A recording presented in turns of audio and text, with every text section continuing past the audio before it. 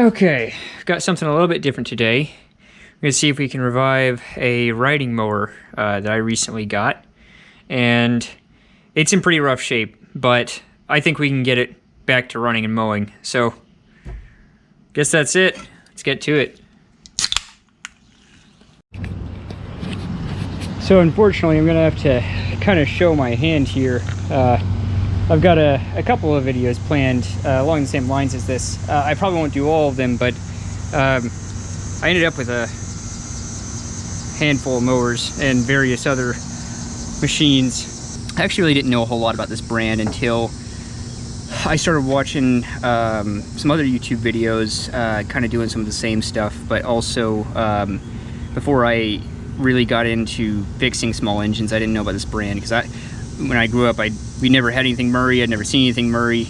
As best I can gather, it's sort of a Walmart brand, so I don't really expect these to be like super high quality, but I mean, that's actually my rider over there, and that one is a Kohler Courage 22, I think, which is it's the Kohler bucket engines. They're kind of notorious for a lot of things. That one has blown, and I rebuilt it. As like, that last year?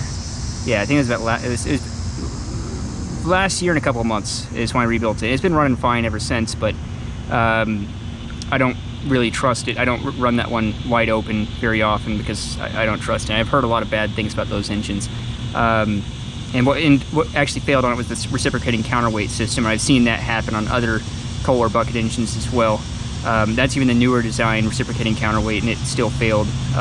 Actually, I think maybe a little more spectacularly than the old ones used to fail. I ended up just putting a whole new rotating assembly in there for a lot of reasons. But anyway, this one. So, I've already dug into it a little bit. I've not done a whole lot. It did not have an air filter or the box that goes over the top. When I got it, I might be getting that box from the guy I bought it from. He's going to look around for it and see if he has it. The air filter, I'll just get a new one. This is an old Tecumseh 10-horse Tecumsehs. I know about them. I've seen them online. Never really touched one. But let's see, this is a cast iron sleeve. Electronic ignition, so good, no points. Oil pump, so it is pressurized lubrication. Ultra balance system. That's I don't know, I guess that's probably just fancy marketing slang for internally balanced. Multi-stage air filter, so this might have a secondary filter after this one, or it could have had a pre-filter before that one. I don't know, but I already pulled the plug and it does turn over, but it shot a bunch of, I think, water. Yeah, it shot a bunch of water and some oil out of the cylinder, and I'm not surprised because this was pretty full of water when I got it. You know, it happens when you get equipment like this. I mean, I got a good deal on all of this stuff. I really, like, for the amount, because I have 13 push mowers and then 2 riders, and I'm actually getting a third one out of the deal, but the third one's too far gone to save, but it will become a mudding mower. But anyway, so this one, let's see, I think I've got this loose, or basically loose. So I'm going to take this off and we're going to see if this runs. I have checked the oil, and well, we'll check it again. I'll show you guys what I found. You can tell this is an older engine because it uses my favorite flathead screws. This is gonna be a fun one. Let's take a look at this oil. Yeah. It's I mean, there's some oil in there. I can tell that this is not all water, but there's definitely some rust, some milkshake. Yeah, it's not super healthy. But I bet you it'll run. So, unfortunately, I don't have the fancy little squeeze bottles with gas and all that, so we're gonna be using the good old ether.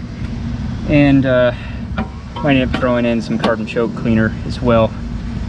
In fact, I'm already looking at it right now, and yeah, that's not gonna run right like that. It's gonna need, we have to start out with some carbon choke cleaner.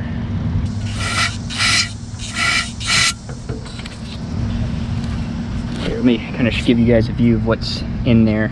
It's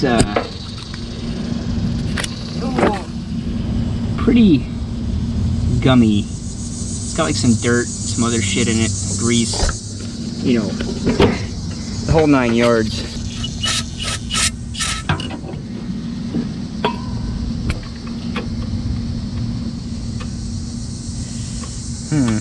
That's interesting. There's like a little spring here.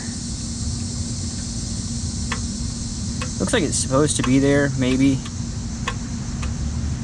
but it's holding the choke closed. Anyway, I will say the one other thing I'm going to do, it's a little gummy, so we'll have to clean that off a little bit. There we go. Brand new spark plug. So I've not checked for spark yet. Let's go ahead and do that.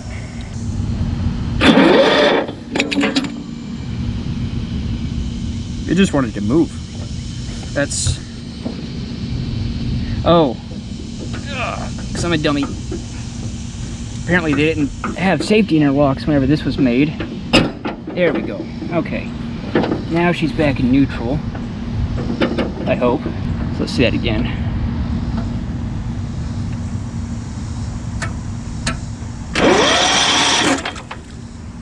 I don't know if you saw that. Let's see if it does it again. Yeah. Yeah, that's water. That's water coming out of the crankcase breather. We're gonna have to address that before we run it, probably.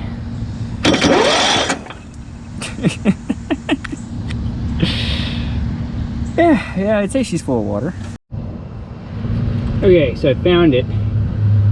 That's the drain bolt right there. We're going to attempt to figure out a way to drain that and simultaneously not dump it all on the ground, although it is probably mostly water. Okay, so I've got a funnel here that I'm going to try and angle into there. I hope this works. All right, hope you're ready. Oh, there it is. Yep. Yeah, that is, that's mostly water. And a little bit's running out of the funnel and not there, but I mean, it's mostly water. All right, we are very quickly losing light. So, just got some just shitty SAE 30 oil, Briggs & Stratton brand. I'm certain it'll be fine. All right, let's see how much it's got.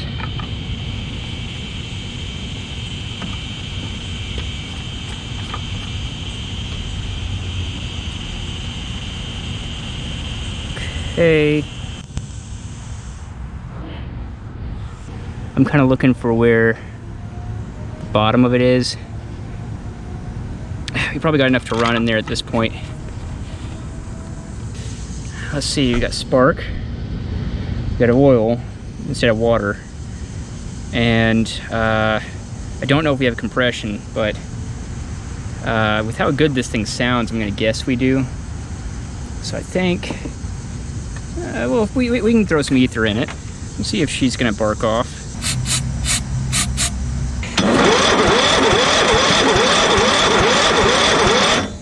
Oh yeah, she's got plenty of compression.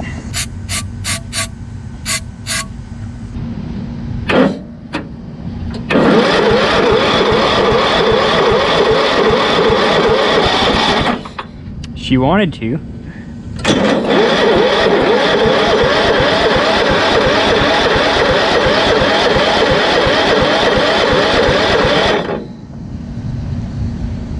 Oh, she really wanted to.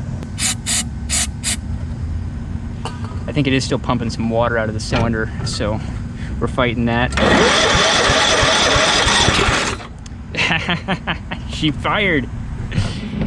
She fired just a little bit, but she fired.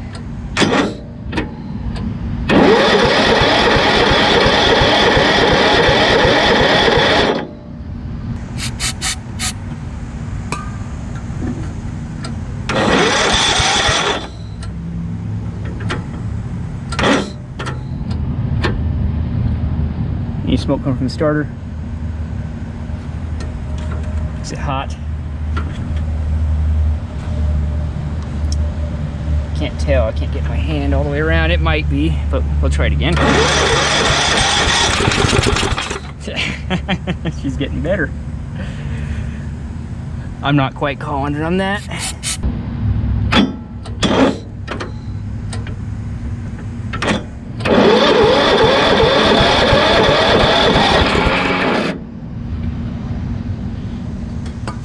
Fired a little bit again. You can see all the crap down here. It's like oil and water and all kinds of other shit. It's coming straight out the exhaust.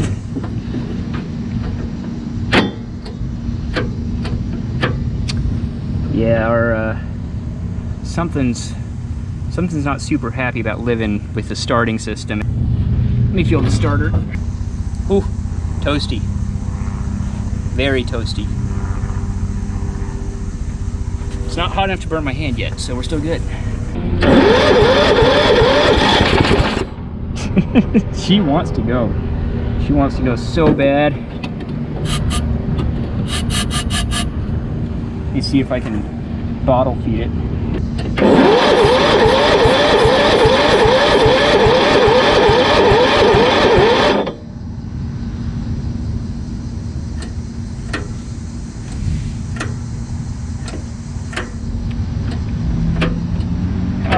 Whatever's not happy about living, please start being happy about living. Yeah, something's very, very upset because it's not even wanting to go at all anymore.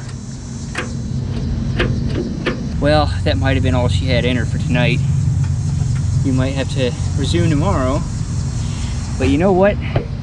She fired. She fired a couple of times there. I have a feeling that, you know, we cleaned this carb out and she'll be a runner. Which is really good because this machine is actually already sold. I have a friend of mine that wanted a rider, but it's got a very small gate, and so he can't fit a normal size rider through it. And he also didn't want to pay, you know, riding mower money. Unfortunately, the other one that's the good riding mower that I have, that I got out of this deal, is a little too big to fit through his gate, I think. So this one, I think, is just perfect at a 30-inch cut.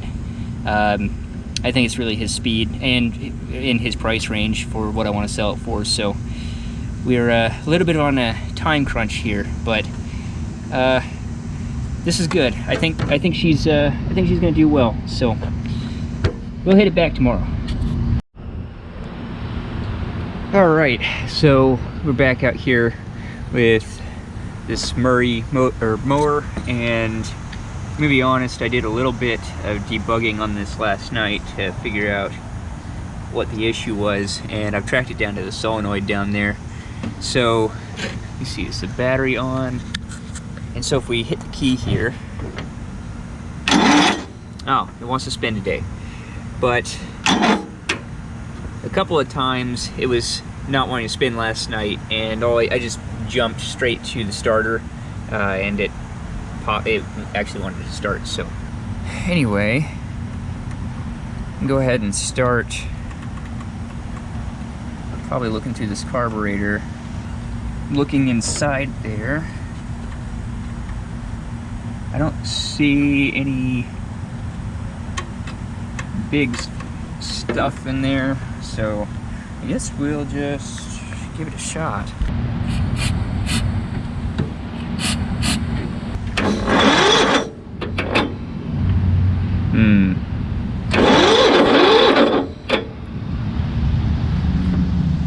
I don't think the compression suddenly got a whole lot better overnight. That battery might be weak. I meant to charge it last night, I just forgot. Alright. This carb's probably going to have to come off anyway. I very seriously doubt that it's just going to work how it is. And I'd like to take a look at it more closely. I'm gonna try and just take it off with just a screwdriver. What are the odds this is gonna work?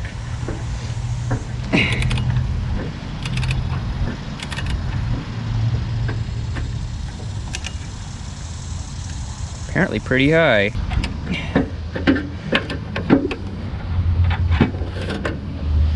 Oh, that other one's gonna be a pain, isn't it?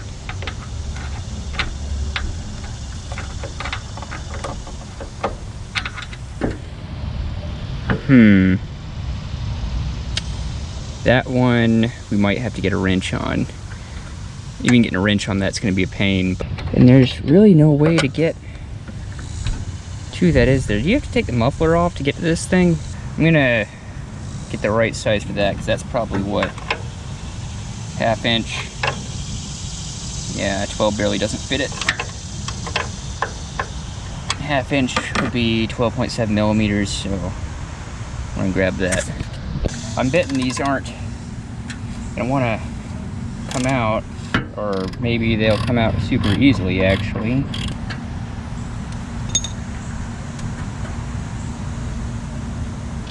Ah, there's another one in the front, but it's not half. Looks like 10, which 10 millimeter is about 0.4 inches, which is, I mean, close to 3/8, but not 3/8. I don't know exactly what the conversion would be. I know a couple. You're welcome to guess why I know certain numbers. May or may not answer you. While on that subject, I'll give one more that I know. Should make it pretty obvious, but 9 millimeter is about almost exactly 0.357 inches. There we go, that's coming. The muffler is surprisingly clean. Yeah, you can still see the baffling in there. So I think what saved it, there's a bunch of oil coming out of it. So I think it's just been soaking in oil all these years. All right, now for the other side, the carburetor.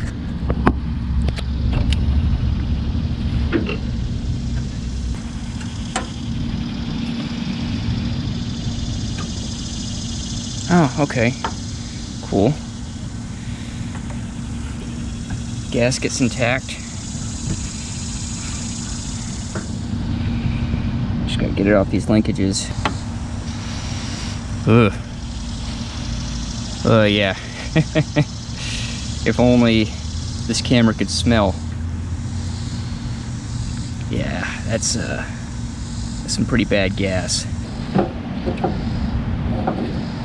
Oh. That should be enough for it to maybe cough. Oh, come on. Ooh.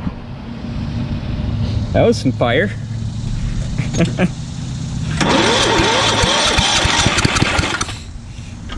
Hey, got a couple little sparks out of that.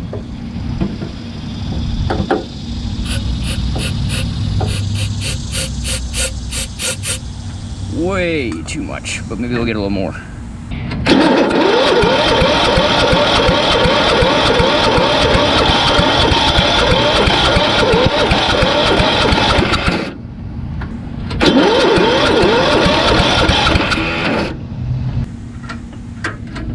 Oh, come on, solenoid.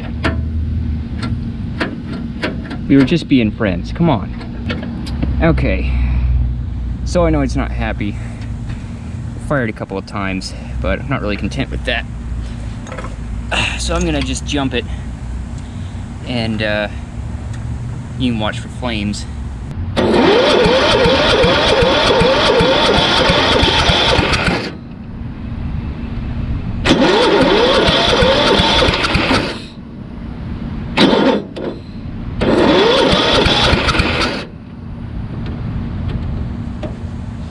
Yeah, she wants to go.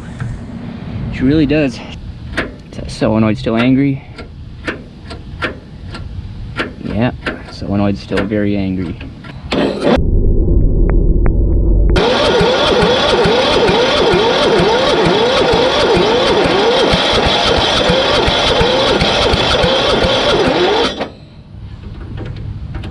Yeah. Might end up having to open this up. I can't really see the valves very well from where I'm at. Okay, so I've been messing with this a little bit longer. Didn't rain, I had to kind of walk away from it for a little while, but I've got the carburetor back on there because I cleaned it up a little bit, and I was gonna drop the bowl. Actually, I started to drop the bowl, and then the bowl didn't want to come off after I got the bottom screw out of there, and it's got like an adjustable main jet on the bottom and all this. I mean, this looks pretty new. It looks like it's probably a Chinese knockoff of whatever was on there, so it'll probably work. So I just hooked it up. Well, I cleaned out the fuel tank, which is right up there, and then I just hooked it all back up, and I hope we're getting gas to it. I honestly don't know. The fuel tank was acting a little weird, but I think I've got it now. I don't know what this is, but anyway. Also, I got rid of the jumper pack. That's now just charging because it's just way out of juice. I've actually got jumper cables hooked up to my car. Usually don't like to hook them up to my car, I like to hook them up to my truck, doing stupid shit like this, but because my car already has electrical problems as it is, but the car's closer, so we're just gonna do it this way. I'm gonna put a little bit of ether in there. Open up the throttle. We're gonna give her a whirl, see if she fires off.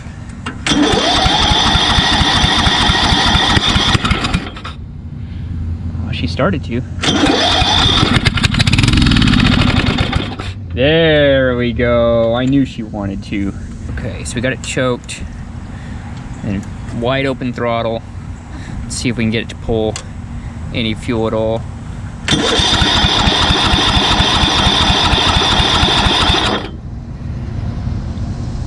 Doesn't really seem to want to. Let me just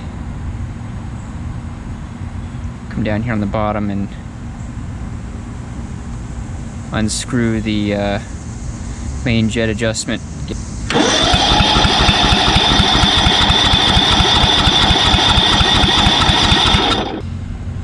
I'm gonna think futz about with the adjustments on this, and I'll bring you guys back in a minute. I just need to sit down and take a look at this. Not gonna lie, sort of missed a big moment there, but let's see if we can repeat it.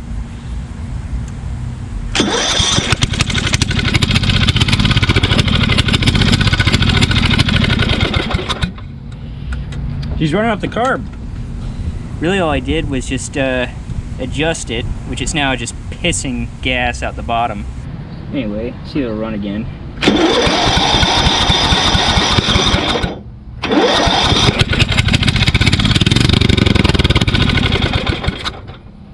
Yeah.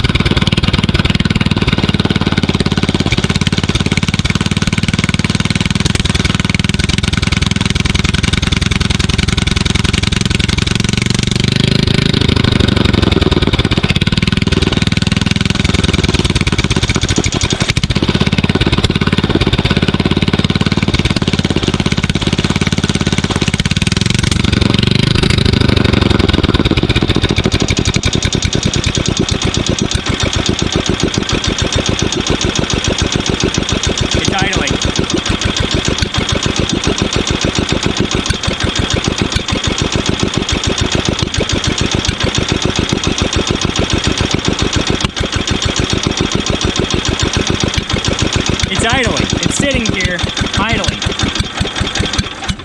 Well, now it's not. Yeah, I'd say that's pretty good. So I think I'm willing to buy a battery for this now, and I want to investigate that charging system, see if we can fix that. Just a couple other little things here. Put the muffler back on. It sounds awesome without the muffler, I gotta admit, but my ears are not as thrilled about the situation. So anyway, yeah, I'll bring you guys back after get some of the stuff hooked back up, and we'll see if she keeps running. All right, I'm gonna stop missing the good moments here, but I think the carb needs to be adjusted, and I know it does because I've just, you know, pulled these screws way fucking out. But well, let me show you why I think it needs to be adjusted.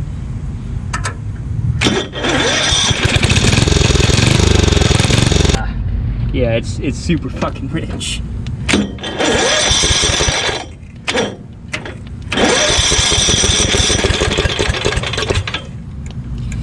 I can't do this with one hand. Let's see if we can get it here. Oh shit! I got gas just pouring out the top of the carb. This is interesting. All right.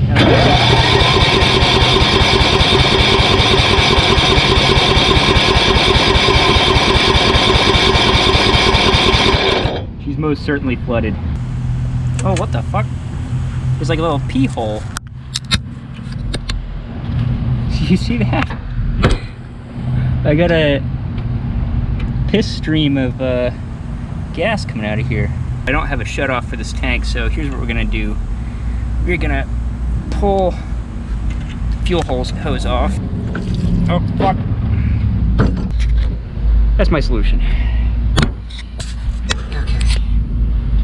It's not pissing gas anymore, so we can probably run the carb out here and knock the fuel tank over while we're at it. Very smart.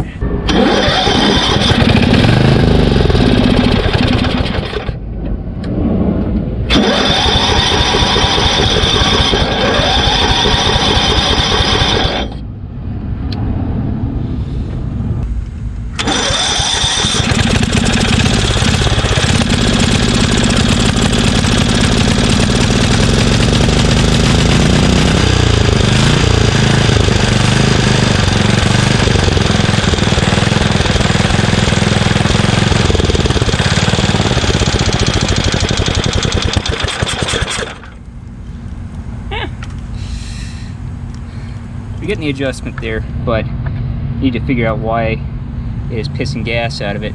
All right, you have to forgive the noise of the car running. I didn't want the battery to get too dead. I put the cover back on, and then I decided I'd rust proof it by forgetting to put the dipstick in and shooting oil everywhere all over it. So this will never rust now. We're gonna, I think, continue marching forward. I want to try and see if I can get this thing to drive. I've got to reseat the bead on one wheel. I thought both the back wheels were off the bead, but only this one is. The front tires look like they have air and are holding air. This rear tire over here,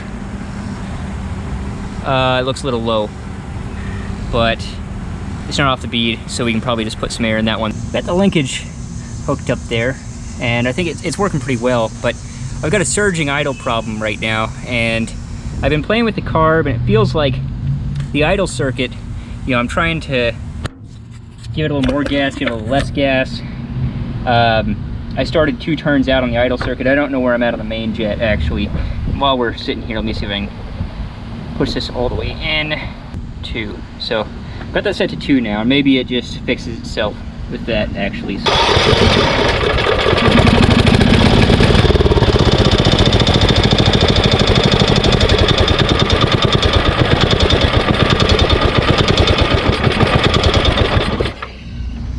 I can see gas. I saw gas starting to pull up in the carburetor, so that main jet is definitely way too far out.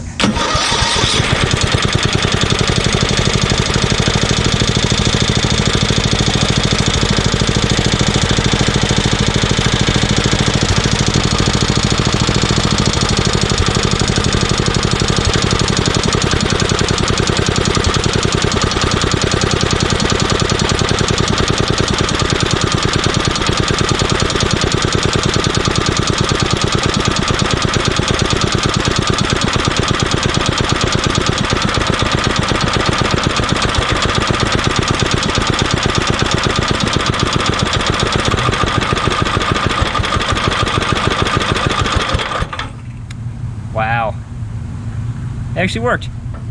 Well, that's nice, because what I was going to say is I wanted to try this thing that I've never tried before. Seafoam. I picked some up just in case I need it for something, and I might not need it for this. We might run some through it anyway, just to try and clean up the valves and everything a little bit. I'm certain it's nasty in there. Maybe I'll try and get the bore scope and take a look at it in a little bit.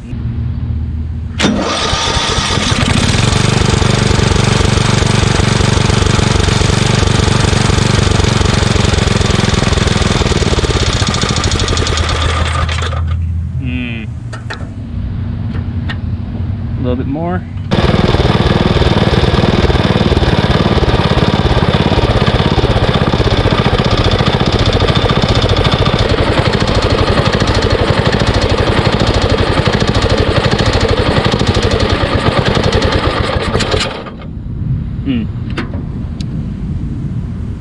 So came back into it. Maybe we'll use the seafoam after all. That idle circuit's not really, it's not really changing it when I'm pulling this in and out. So it might, the idle circuit might not be in there.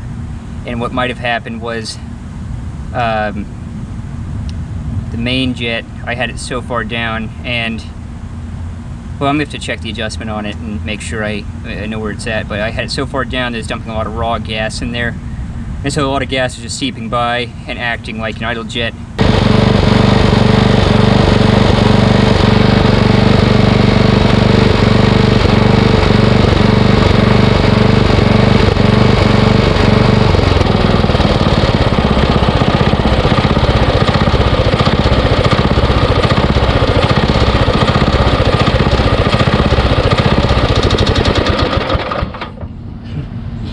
The throttle lever acts as a shut-off right now.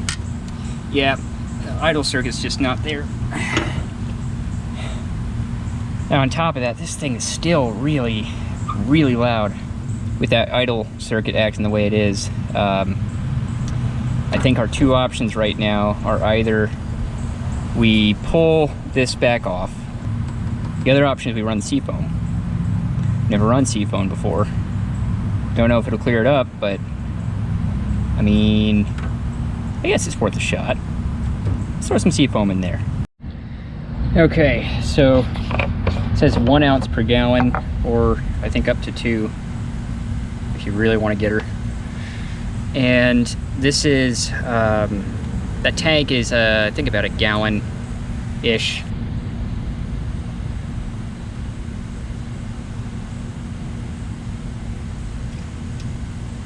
That's probably way too much. So we got the seafoam in there. Let's see if she'll explode on us.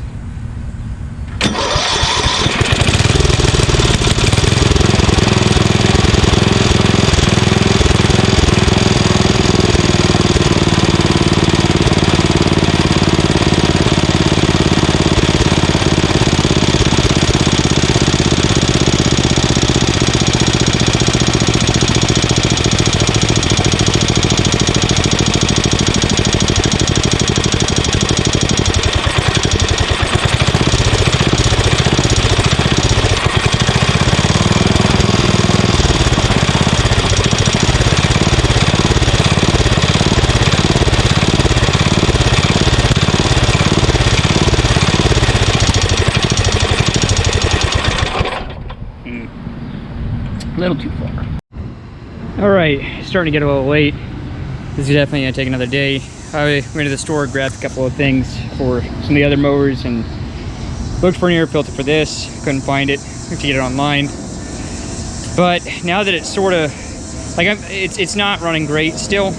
I did find some more information on this. I played with it a little bit. What I want to do is I want to check out if it's going to roll and everything correctly. So we're going to try and seat this bead. Now, there's a couple of ways to do this, and unfortunately, we are not going to do the fun way, which is to spray something flammable along the edges and light it. We're going to do the hammer method, or at least we're going to try that first.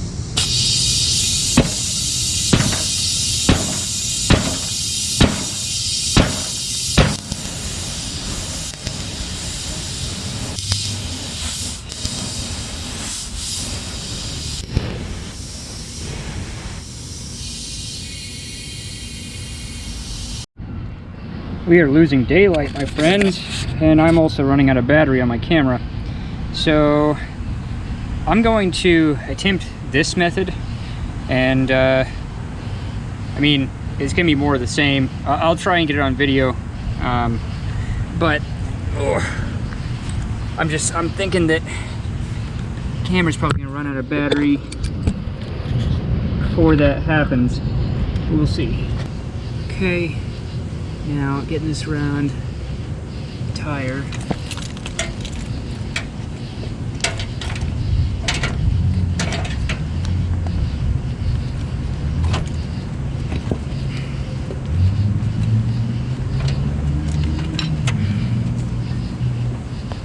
Okay, hopefully that's good enough. Yep.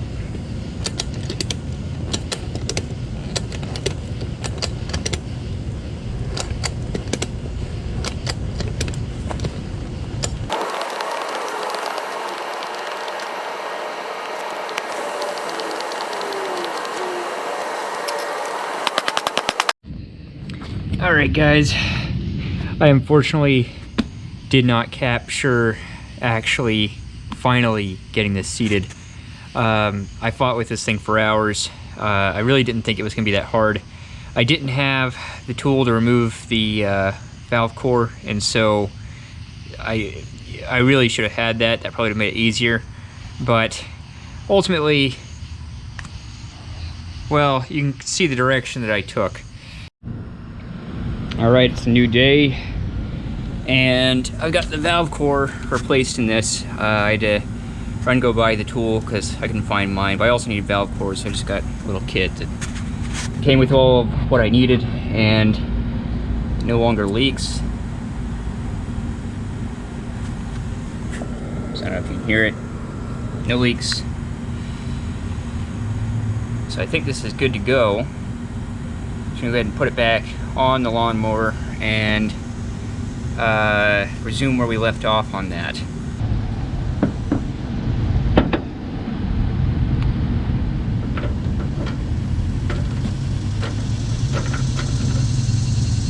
There we go.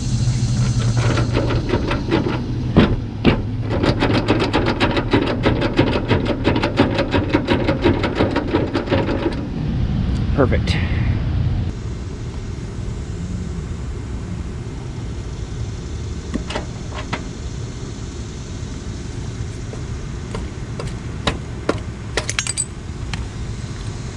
There we go. Now she's on. I think we're almost ready to try and take this for a test drive. And gotta move a bunch of shit first though. Awesome.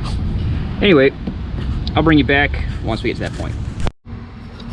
Well, I think we're all set up.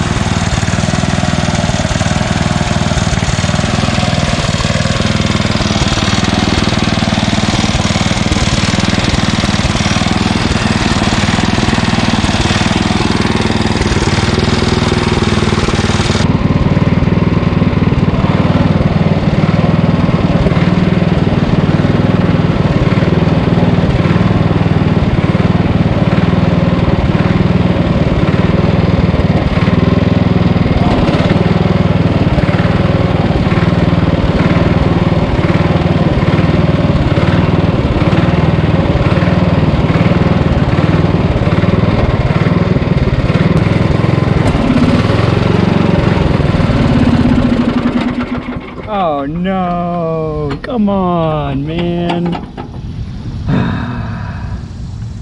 Okay. Well, I guess it's the walk of shame back to jumper cable land. And we're off again.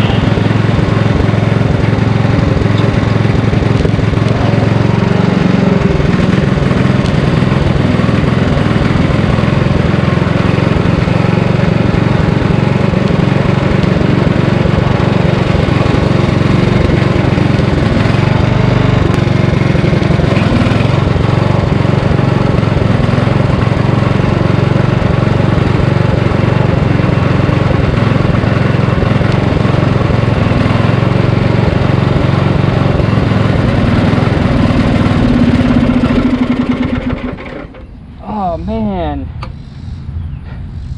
feel like maybe it's losing fuel. Well, didn't even get to try the blades out yet. It's going. You know, I was getting ready to push this thing all the way back. Then I remembered I have a jumper pack and it's charged now, so it shouldn't have the same problems it was having. I found out the solenoid's fine, but what's happening was didn't have enough voltage on the jumper pack to get it to throw the switch correctly, so we're good to go, hopefully. So what I'm gonna do, I'm gonna start it, then I'm gonna test the blades real quick. So I'm gonna back it up off this little asphalt patch and just run the blade, see if it runs. After I do that, I'm going to let it idle, and we're gonna sit here. We're gonna see if it dies on its own with no load on the engine.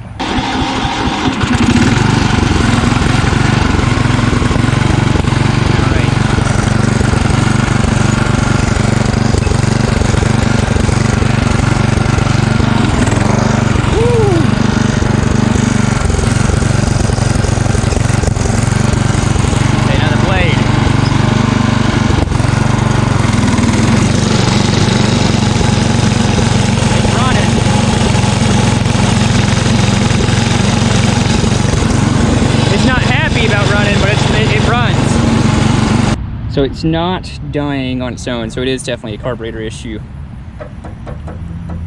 Okay, well, back to where we were, which is pull the carb and clean it, at least. Don't have rebuild kits, so that's not an option. I also figured out this blade issue, because now it seems that the blades are, or blade, it looks like it's one giant blade, is potentially always running.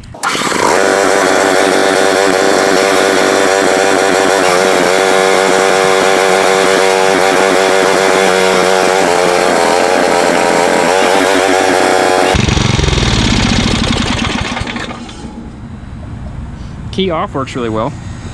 Doesn't even diesel. I brought it over here because this should be a better area to work. It's cleaner.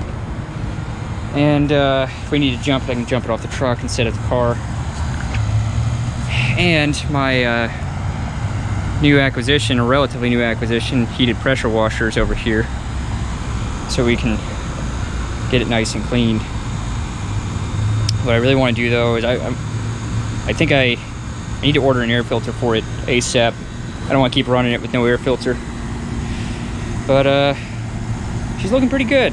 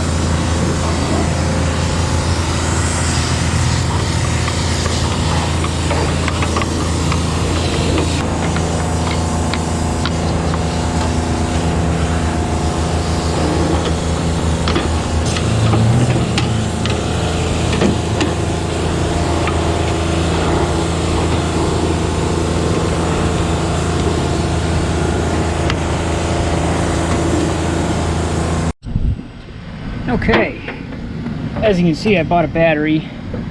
I think I'm really just procrastinating doing that carb. So what we're doing right now, I'm gonna put these on there. I'm hoping these are big enough. Yep, perfect.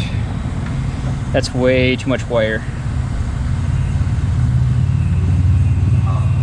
Yeah, that's a lot.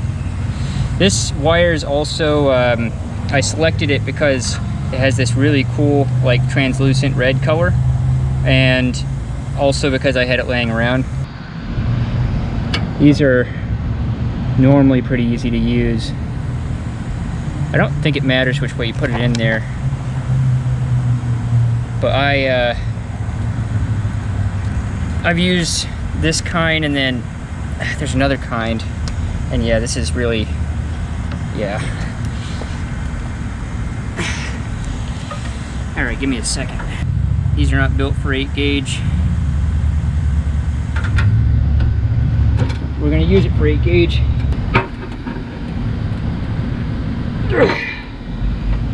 Okay, let's release this and see how it's doing.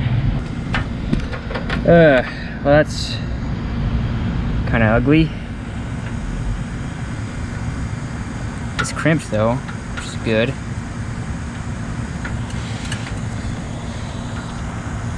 So the other side, what I want to do, I'm gonna get that charging system hooked up, but I couldn't find ring terminals at the store that had a hole this size that was for like 14 gauge. So I'm gonna crimp it in with this one on the side that connects to the solenoid. The wire that goes to the starter is probably 6 gauge. This is probably a little light. I'm gonna monitor it. If it, you know, gets hot and melty and shit like that, I'll get some 6 gauge wire. Wire is expensive. I just didn't want to put the money into it if I didn't have to, and it's a really short run of wire, so I expect it'll probably be okay. I didn't consult the chart to see, but I guess we'll see. Okay, so I'm gonna have it just like that. Okay, that one crimped actually a little easier. So let me get my little removal tool here.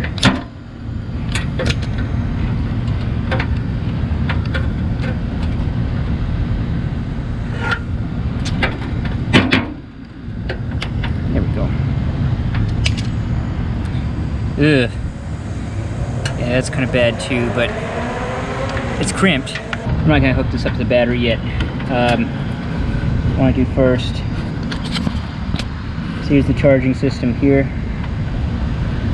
So I get enough length to hook this up to that. I want to put the female side on the engine side, because the way I see it, the most valuable thing in this system, and we don't have a fuse, so we're basically we're deciding what we want to melt. The most valuable thing in the system is the charging system, which is underneath the flywheel, because it's hard to get to, and it's like 70 or 80 bucks. Battery, it's like 35 bucks, but the battery will not die from one of these shorting. So it'll actually be like this. The battery side, if you unplug it and this touches something and grounds, then it'll fry the wire. The wire will probably melt. It's not gonna be a good time. It's not gonna be like it's gonna suck, but I think it's a better thing than frying the charging system on the engine. So yeah, I want to do it like that because I feel like that's better than possibly frying that. So just like that. Looks like I got a little bit of the, there we go, connector's off now. Now we need to strip a little bit of it.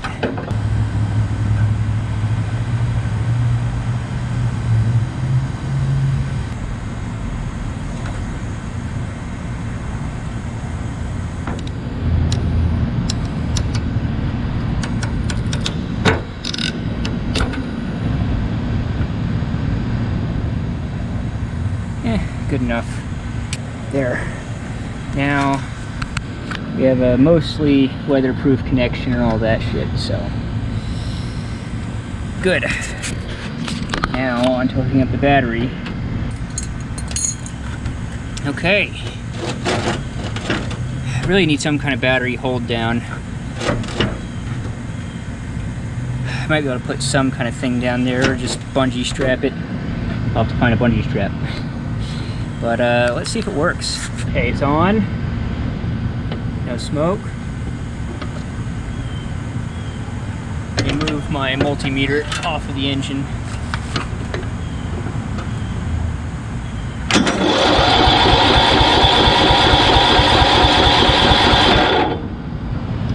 We're at lowest throttle.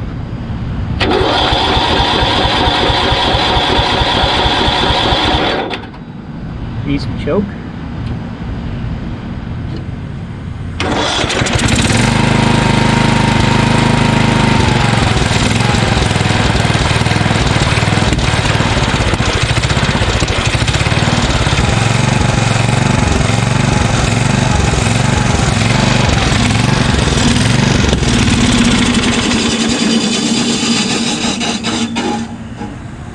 The blade was spinning. That's nice. I gotta fix that. I don't know why it just died, but I was about to show you the voltage that we're getting on the battery and also save you from shaky cam.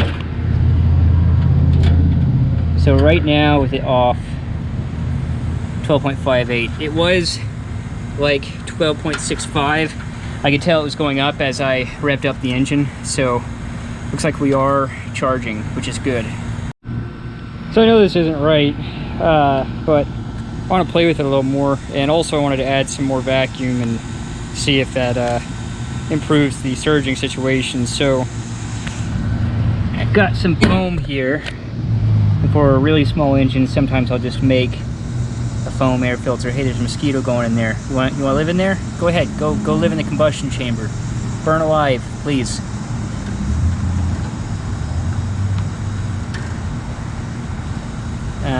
Yeah, there. At least keep the big stuff out. Let's see if it starts and what it does if it does. You know, not having safety interlocks on this because they were all unwired is actually a bit of a pain sometimes.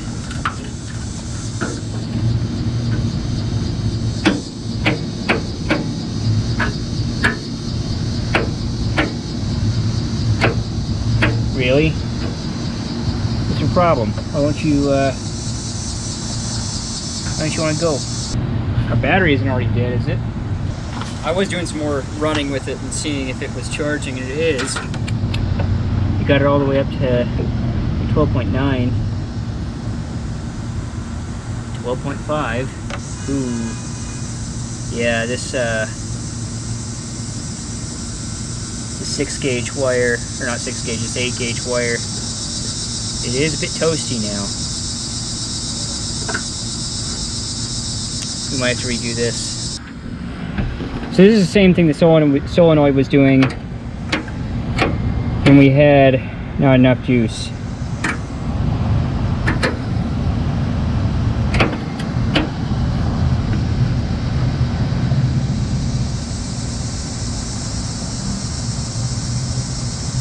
This is pretty warm.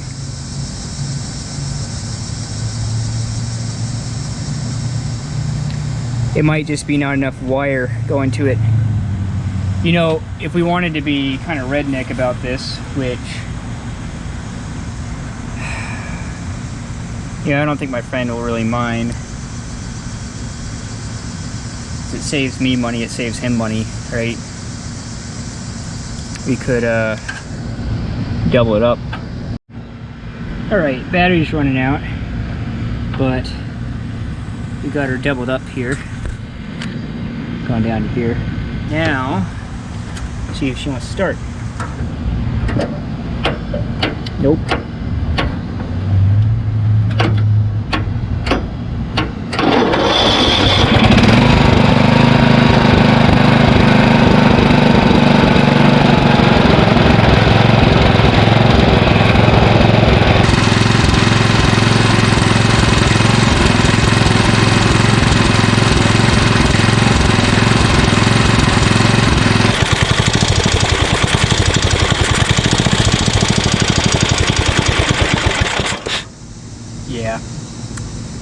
Yeah, I just grabbed the throttle to try and stabilize it and killed it in the process. So there's a couple of things we're gonna need to do. I know I said I was gonna take that carburetor off and I put the air cleaner base back on. What I wanna do now is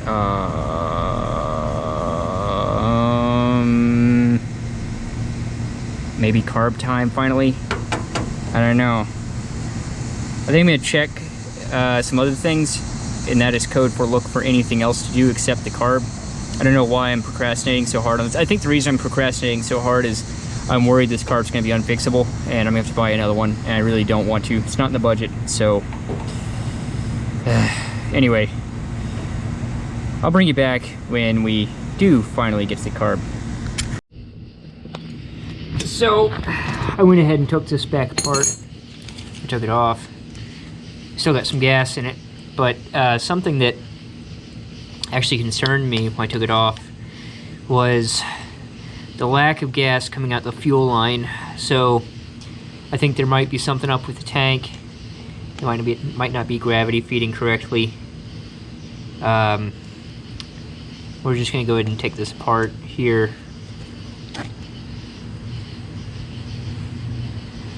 That seat's really gummy, or needle rather. So that might need to be cleaned up.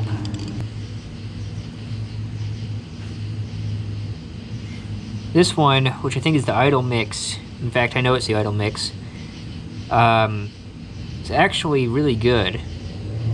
It's not very dirty at all.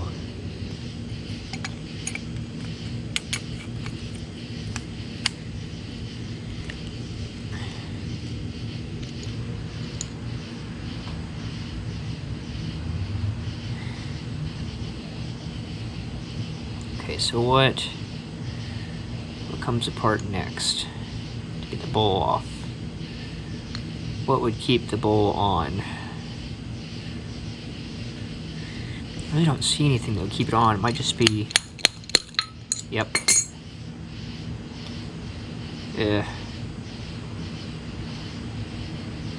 She's a little crusty. There's some water in there, which I'm surprised about. It's probably hard to see for a lot of reasons, but there's water in the bottom of that bowl. So the needle, okay, so this is already working its way out. Just go ahead and take the fluid out. Take the needle out. Seat looks clean, needle looks clean. Emulsion tube looks clean, it looks non-removable. I don't know if you can see in there, but here, let me see if we can get you. Yeah, I don't see a like any kind of way to take that out. Okay, got any gaskets on here? No. The rubber seal in this bowl. Let me see. Yeah, still rubbery. The bowl is kind of crusty. So I mean, this carb's been on there for a while, but this is definitely a new-ish carb. Let me take this back off.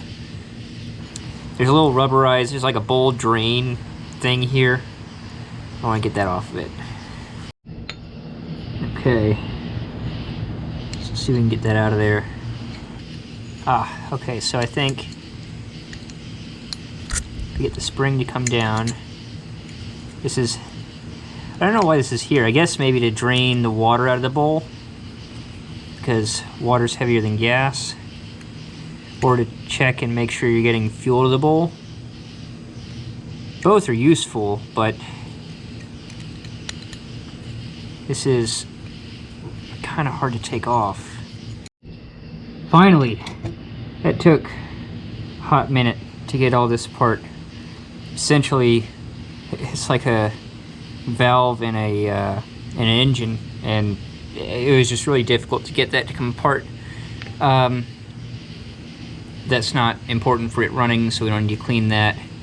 This, the float, I mean, we need to make sure it floats, but that's about it. It's not super dirty. It's plastic, so be leaving that out. Obviously, rubber, clean, so we'll leave it out. Rubberized tip.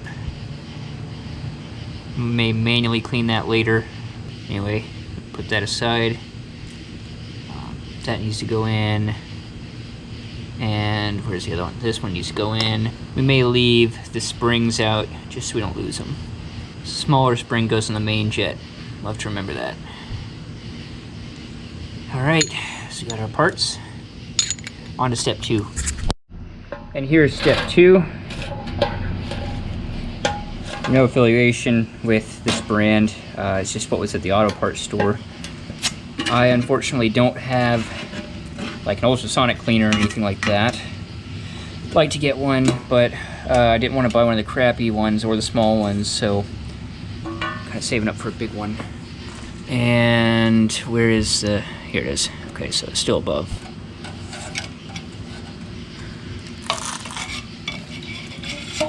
There's a little bit of sediment in there from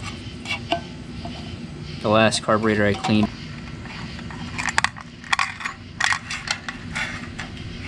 There we go, got all the parts in there. Alright, it's the next day, because I didn't really feel like coming back out last night.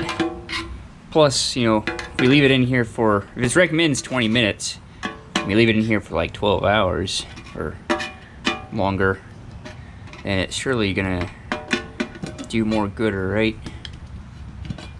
That, or we're gonna open this up, it's gonna be a melted carb. No, still there.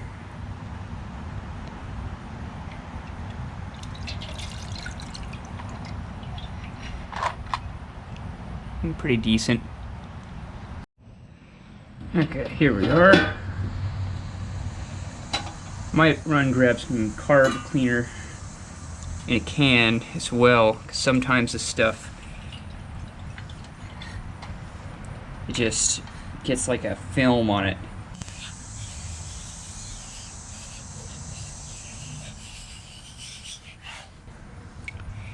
So we got a little bit of rust down there. Don't have to completely get rid of it, just have to get all the loose stuff out so it won't flow into the jets.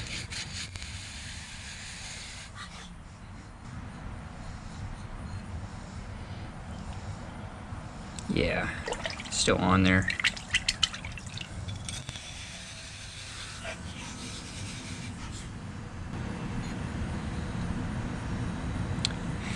Might need to get that carb cleaner.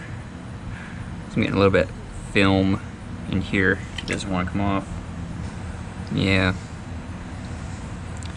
The good thing is, it actually, I mean, this stuff took a lot of this rust out of here.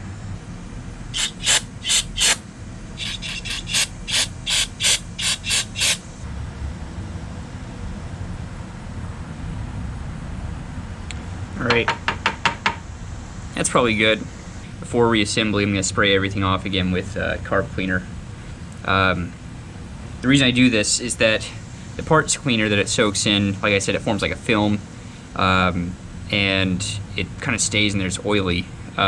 This stuff will dissipate it. I mean, it gets rid of a lot of oils and shit, and I imagine that that's, I mean, it's got some sort of oil in it because of just the consistency of it.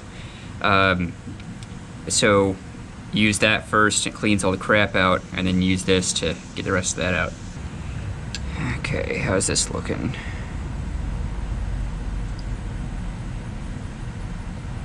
Not bad. Ooh, is that a rubber seal that I left in there? Oh, it is. Oh boy. Okay. Well, guess we're gonna see if this is still rubber. Surprisingly pliable still. Huh. I guess maybe it's not as hard on rubber as it says it is. Which is fine by me. Because when you make stupid mistakes like that, it doesn't ruin the whole carb.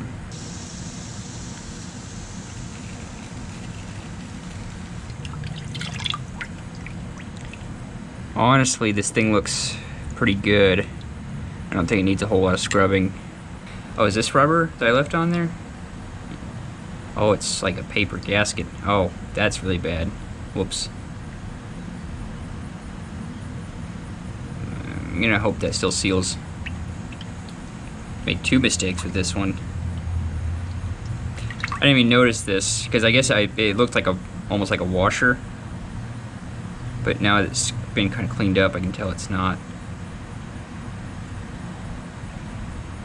Excuses, excuses. And this is the main jet adjustment. It is pretty nasty.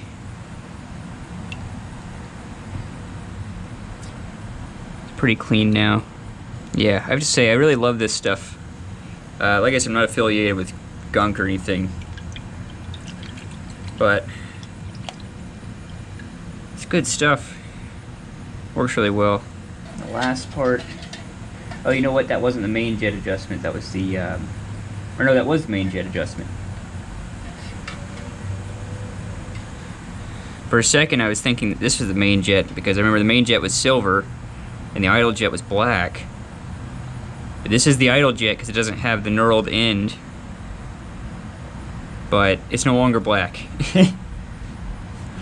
It's fine. It just means whatever they used to make this black, which was most likely just paint, just came right off. It was already pretty clean when it went in there, but it's super clean now. Okay. So now, we're gonna rebuild this stuff. Like I said, I like to spray it out again with carb cleaner.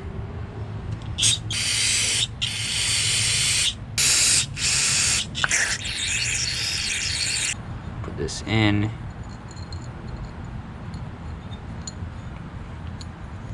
There we go. Alright, float pin. Ah, shit.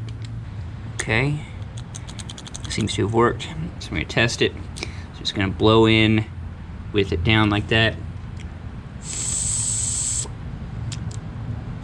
It tastes wonderful. And so that works. So now I turn it upside down so the float is in the up position. Blow on it again. And it's sealed. Good. Make sure your gasket is even all the way around. You're not pushing it out or doing anything else that could cause it not to seal. And just tighten this up. This doesn't need to be incredibly tight. It just needs to be tight enough to seal everything. Okay, and then the bigger spring went on the idle circuit. I do remember that. So the smaller spring should be on here. Okay, so that's all the way in. So we'll bring this one turn out.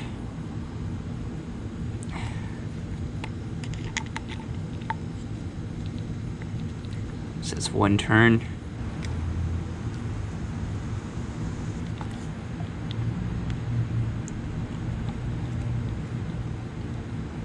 One and a half turns. Okay. Should be good to go. Put it back on there, see if it fixes our problem. Okay, I've already hooked up the fuel line, and I actually got a lot of gas coming out of it today, so I don't know. Oh shit, I need to go around that. I just remembered.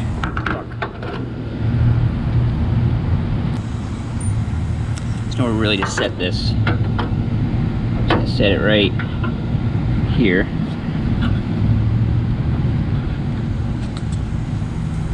Fuck. More gas. Okay. That's okay. Machine's gonna get nice and clean. I should have put these on first. I wasn't thinking about it. Okay, so at least that one went on. Alright, so we got throttle. Just manually do the choke if we need it.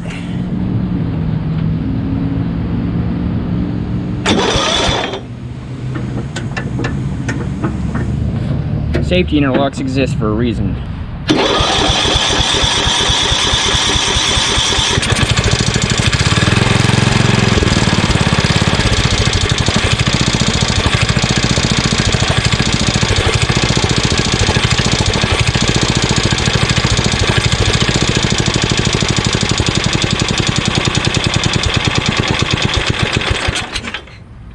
You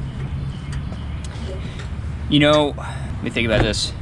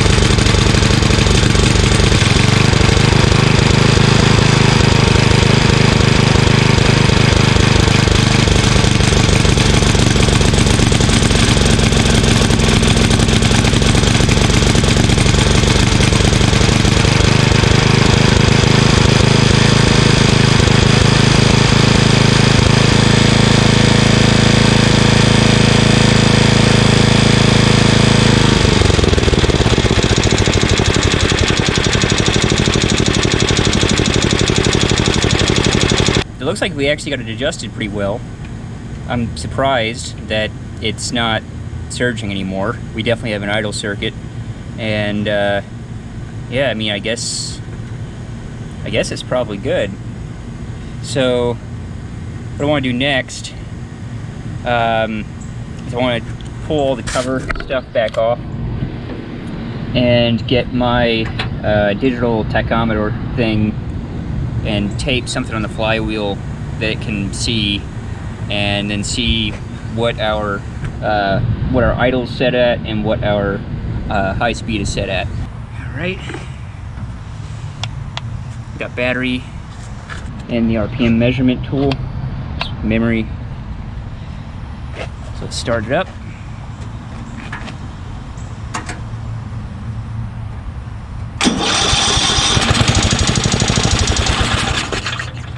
Always remember to forget to put the dipstick back in. That way, none of your stuff ever rusts.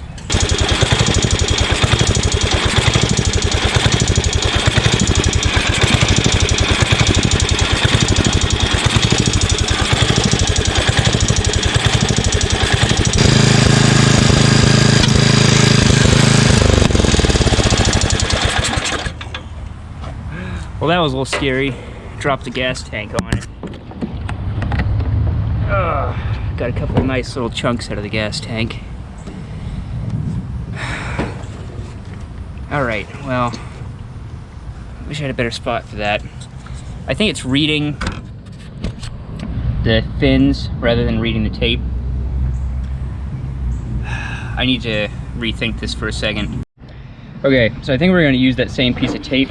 I'm going to try and aim it right there so that we can hit the tape when it comes around. Also, I think that it might be acting differently because the fuel pressure is different, because the tank is higher, so we got more gravity feed. Speaking of the tank, that's not going anywhere. So let's try again.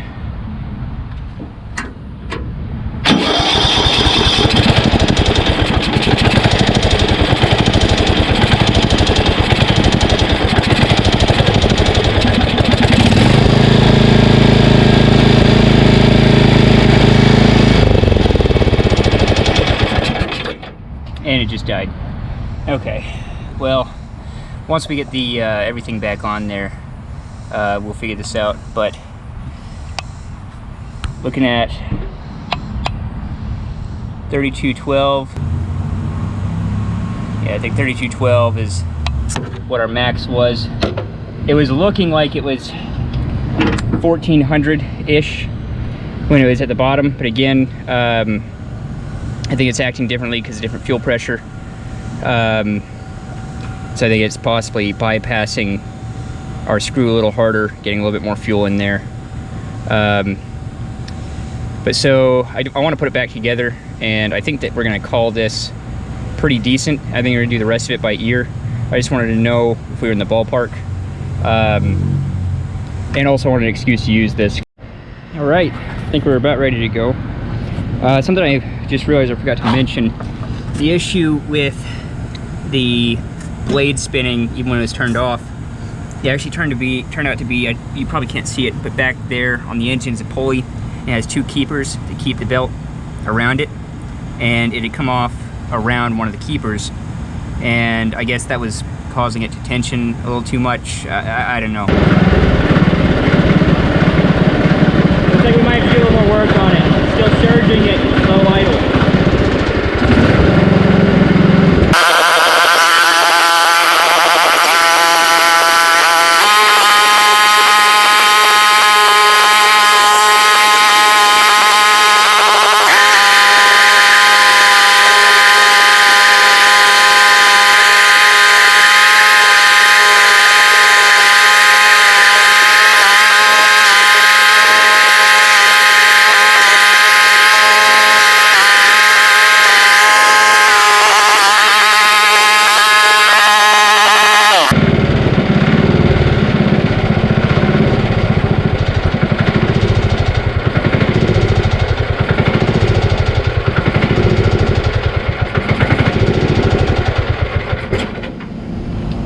Okay, so it's still surging a little bit, but yeah, not bad. It'll definitely mow. So yeah, so not quite done, close. So I'm not sure how many of you noticed that when I came in with the mower, it didn't want to stop. I investigated that, and it looks like this linkage is to blame. It was not hooked up, but when you hook it up, it ends up rubbing against a bunch of shit on the clutch. And you know it needs to bend that way, so I'm just going to heat it up and then use something, not my hands, to bend it. In fact, let's see if I can cold bend it. Gonna right where we want the bend, tighten it down, and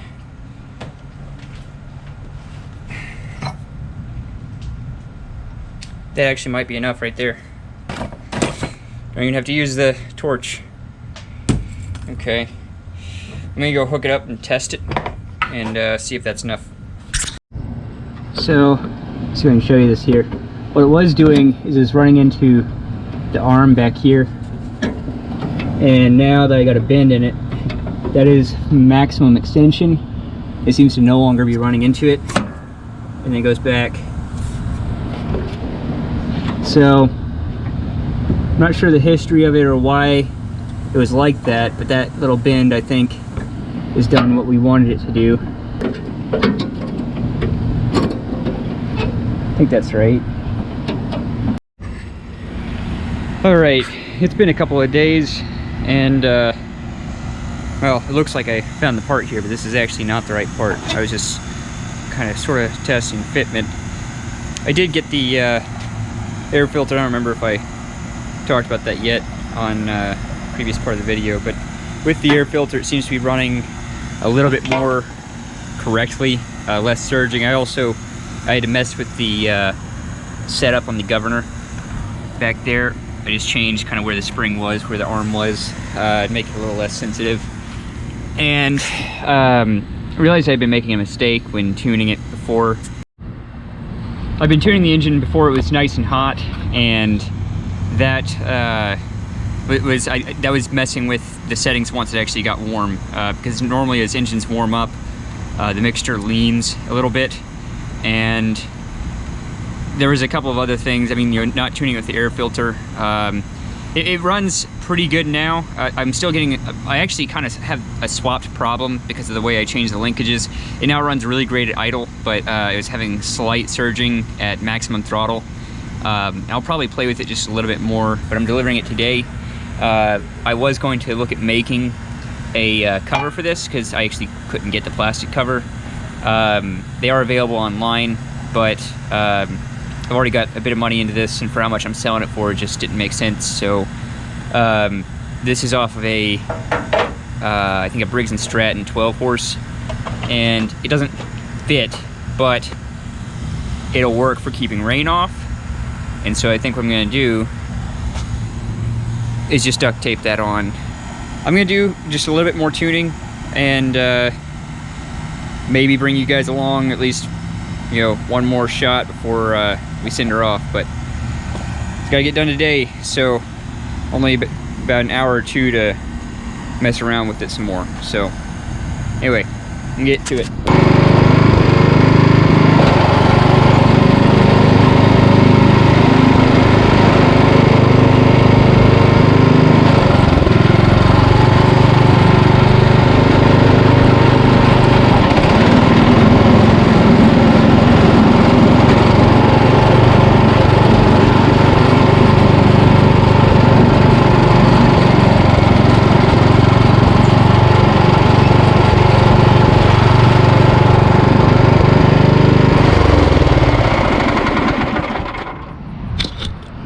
Well, the belt just stopped working for the blades. Wonder why that is. Oh, it came off the main pulley there.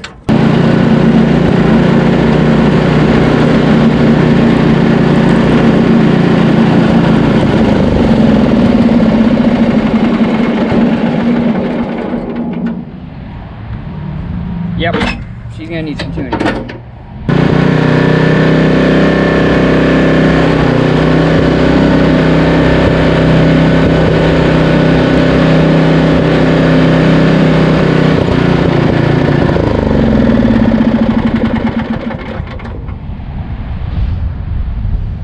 All right. Well, the changes I made to try and get the surge out of the idle seem to have hurt the full speed. Still got some gas in there. Let me go grab something. We'll work on it a little bit.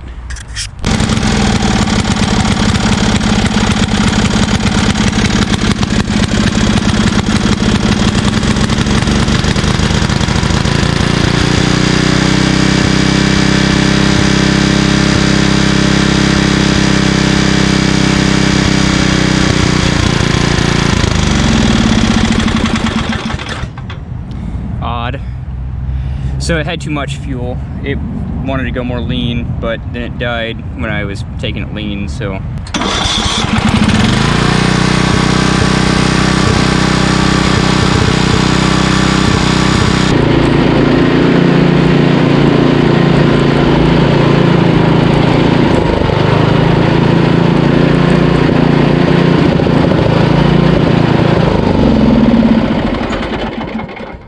Nope. Really doesn't want to run. Well, great. She was running great a couple days ago. That maybe I should have left well enough alone with that governor setup. Okay, well, got a couple more things I can do.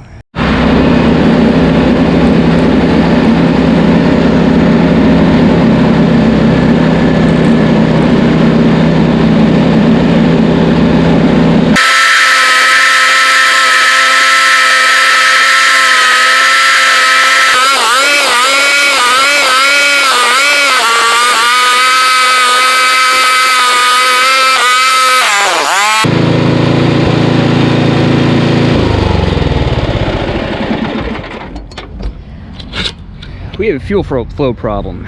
The problem that we're running into is there's no pressure in there, which is good. Under really high RPM and high load, which, I mean, maybe it's just high RPM, I don't know, but like basically it was, I filled the tank with more gas, and I didn't change anything with the carburetor, ran it at full speed with blade on. It's running okay, and didn't have a lot of problems. Took the blade off, and then it started occasionally dying, and I put the throttle down a little bit, and it was just fine. So I think we just are not getting enough fuel pressure from the tank. It's just gravity feed, and I think I experienced this with this tank a little bit already. I have cleaned this tank, and there's an internal fuel filter that I sprayed out, and I'm hoping that it's okay, but I might just have to tell them, you know, you need to, if it starts dying, just add more fuel, and it'll work. Yeah, that's about it. I think we're about ready to deliver the thing. I will say, I'm surprised by how much power and torque that little engine makes. This thing will wheelie.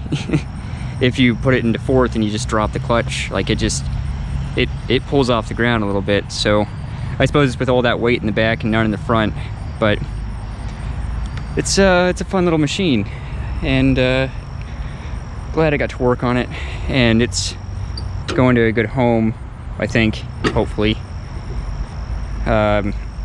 Might appear a little bit more if I have to do any extensive repairs on it. Like, I know that the seat sags because of the cut they made on the frame right here, so I might end up having to weld something in there for the guy if he wants that.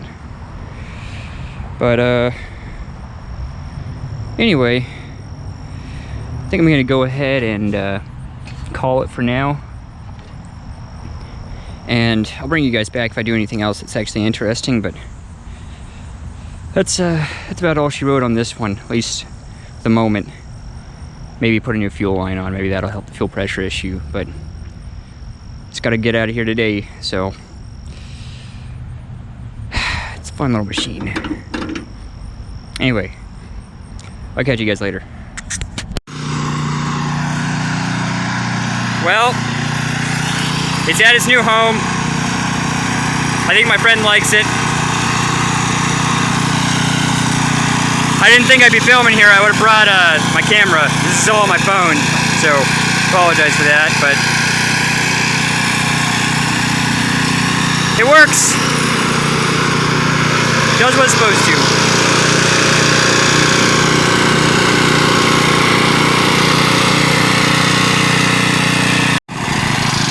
He's really having fun with it now.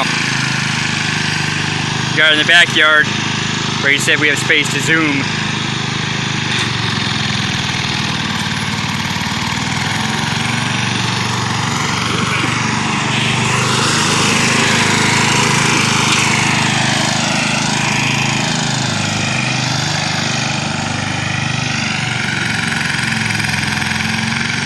I think he's happy, and I'm happy, so.